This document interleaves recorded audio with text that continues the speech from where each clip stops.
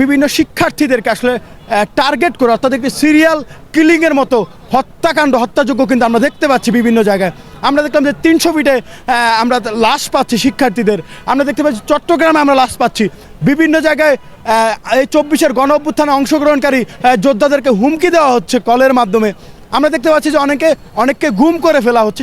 সত্যিকার অর্থে এটি আসলে একটি অনাকাঙ্ক্ষিত ঘটনা এবং আমরা মনে করছি এই 24-এর গণ অভ্যুত্থানের যে সরকার তারা এই বিষয়টিকে আসলে অত্যন্ত জোরালোভাবে দেখার দরকার ছিল। সেই জায়গায় তাদের ভূমিকা আমি আসলে তেমন অর্থে পাইনি।